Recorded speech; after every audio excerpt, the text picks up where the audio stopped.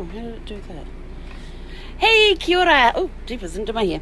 Helen Brahms here, coming to you live from Claremont in Florida. Momentary lapse in concentration. Hope you're all off to a beautiful, super fantastic, sparkling start to your day. Oh boy, we're on to today's challenges. And so I got to turn my hotspot on, even though the phone's doing fine. Challenges for the day. So your mindset challenge is to say yes and then figure it out. As Richard Branson says, he said, you say yes, then figure out how to do it.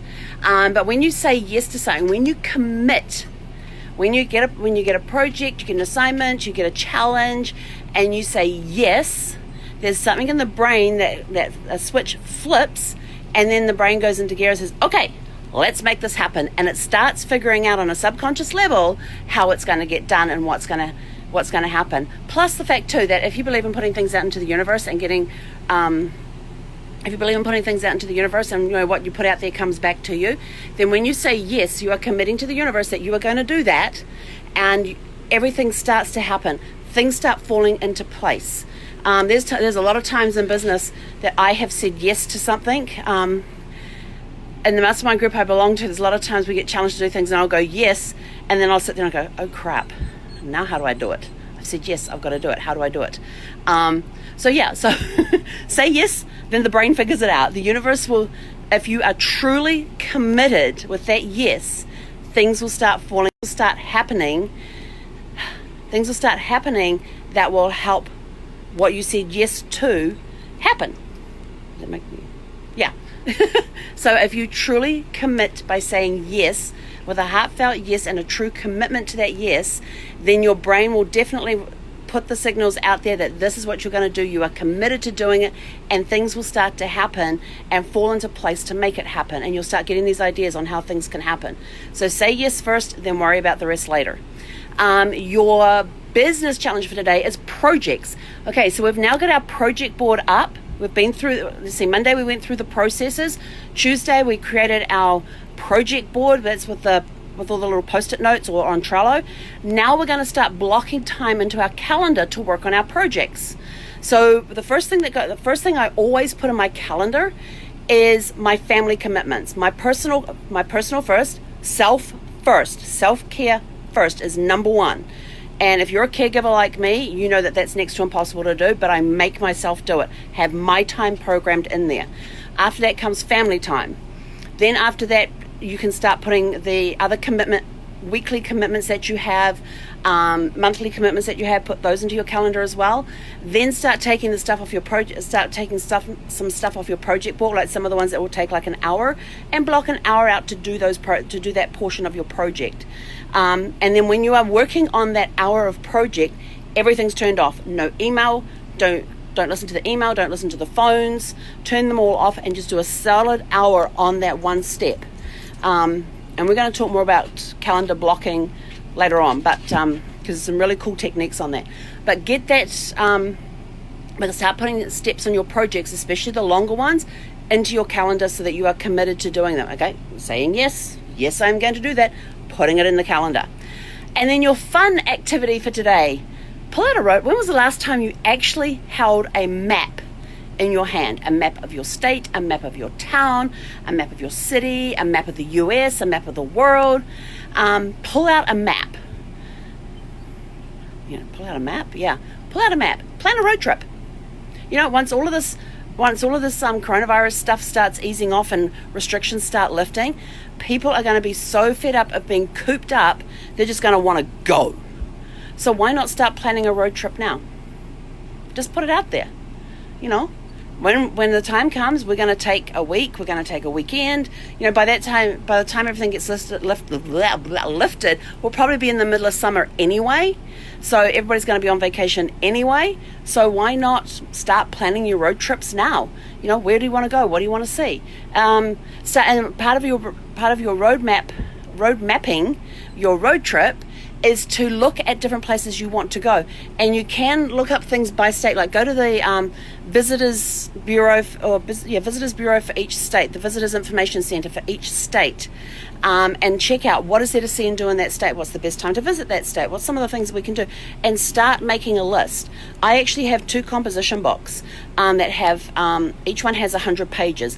I allow 2 pages per state, and the other reason I have 2 is because I also include Canada in that as well, and then other places of the world. So when I'm browsing through travel magazines, or I happen to be reading a travel article or something, or I'm flipping through Instagram or Facebook and I see people posting pictures, I go, oh, that looks really cool. So I'll go research it a little bit and put it in my book. So now when I go to visit states on my big, currently non-existent trip across the US and stuff, I can go say, okay, I'm going to Illinois. What have I got in Illinois? Now I know in Illinois there's a humongous used bookstore there.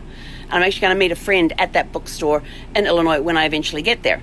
But I've got that written in there, and it's something off the beaten path. So look for the normal things, but also look for the not so well known stuff as well. Start doing your research now. Start planning that road trip. Make a list of things that you want to see and do in each state. Call people who live in those states. Oh, this is always a good one for me. I always tell people, if I'm to turn up on your doorstep tomorrow, what will you take me and show me that's in your town?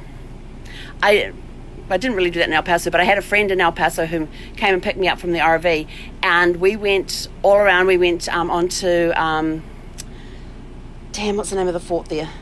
They have an army base there, and she was able to take me on the army base and tour me around that. That thing was like a city within the city. I'm former New Zealand military, but I have never seen bases that big before, or been on a base that big before. It was huge. It was like a city within a city. It had its own shopping mall. We got out and walked around it. And then we went and we passed the sign that said Whataburger, and I said, what the heck's a Whataburger? And she's like, oh. So we ended up having Whataburger for lunch and taking it up the Trans Mountain Road, and there was a picnic area up there. It was a little windy to sit outside, so we sat inside the truck and ate. But it was a really good burger and good fries, and it was good. Haven't had one since. I keep seeing them, but I can never find a place to park the RV so I can go try one. And then she took me to this place, and if you didn't know it was there is no way in heck you would find it. But they had dinosaur tracks. Who knew? There was actually dinosaur tracks there, and they have these little posts that sit in front of the thing with a QR code on there. You scan the QR code, and it tells you about what you're looking at, about the fossils that you're looking at, or the dinosaur tracks you were looking at. It was fascinating. I wouldn't have known anything about that had it not been for Mary showing me around. And then she drove me along this road and says, this is our side of the river. You go across the other side, you're then in Mexico. And so we're looking across the river at Mexico. It was a very fascinating day, and to be able to be taken around by somebody who was local to the area, who knew we're not taking to see the tourist stuff. We're taking to see the stuff the tourists don't know about. That's the type of stuff I absolutely love. So see if you can find somebody local in an area that you want to go and do a road trip to, and see if they know about the off the beaten path stuff, the stuff the tourists don't know about. And like I said, this dinosaur track was, the way she went to get there, I was like, there is no way in hell I would have found this. And you literally go down this street and you turn up this little dirt road, and had I not known that little dirt road was there, I would have completely missed it. I'm thankful she was driving, because I would have been like, really, I've got to go up that little dirt road to see dinosaur tracks? But yeah. So find the locals, ask them what's good to see and do in their town, and go do it. What's a good place to go eat.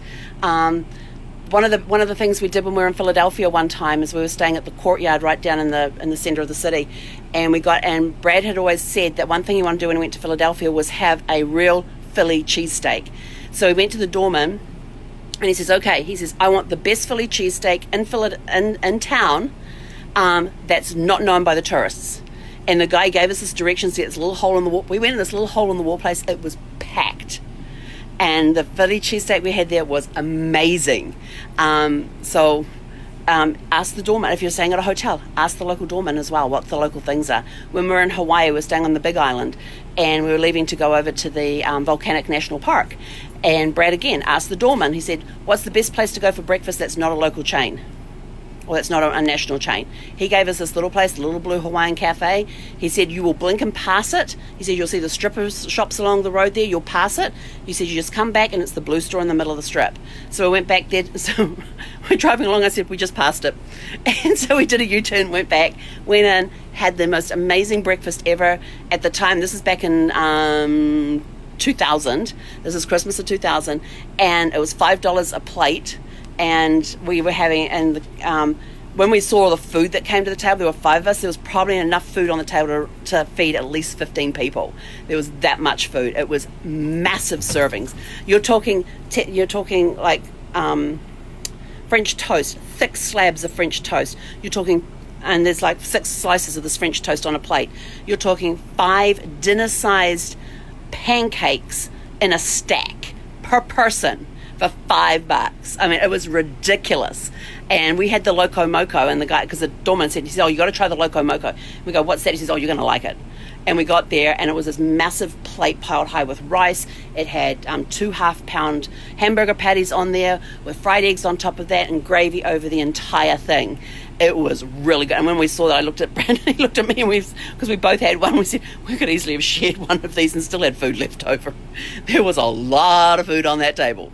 Had we known how big the portions were, we wouldn't have ordered as much as we did. But we had a blast. The kids had a blast. It was awesome. So ask the local people the best places to eat, the best places to go see and try things, and you'll get to see a lot of amazing things. So today, for your fun activity, it's all about planning road trips for when we get out of these restrictions and everything else. You know, it could be just a weekend getaway.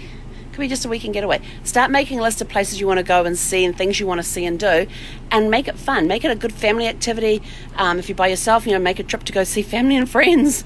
I just want hugs. That's all I want. I just want hugs. I need my human contact, like physical contact. I need physical contact with another human, like actually giving them a hug. Poor Zeffie's getting tired of hugs every day. She gets multiple hugs a day. I just tell her it's cuddle time, and she just like looks at me like, really? Again? Really? See, look, she's looking down here. Look.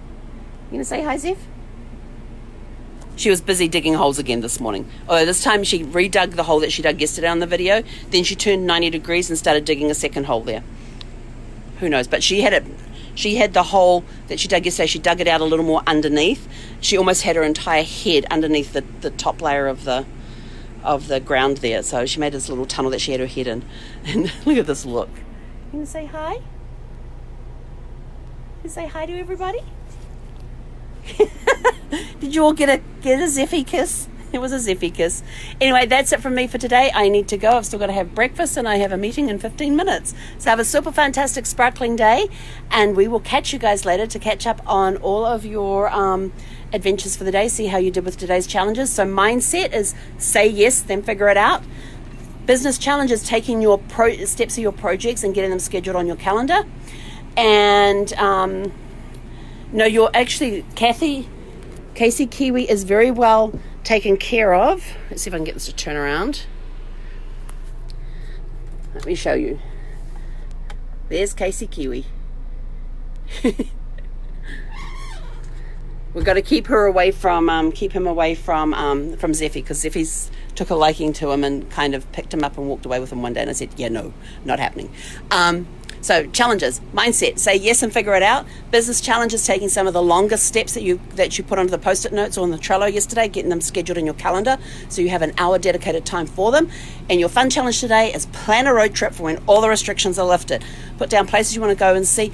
Contact people who live in that live in those areas for the best things to come and see and do in the areas that the locals know about but the tourists don't. Anyway, that's it from me. Have a super fantastic sparkling day. We will catch you guys this evening. He konera.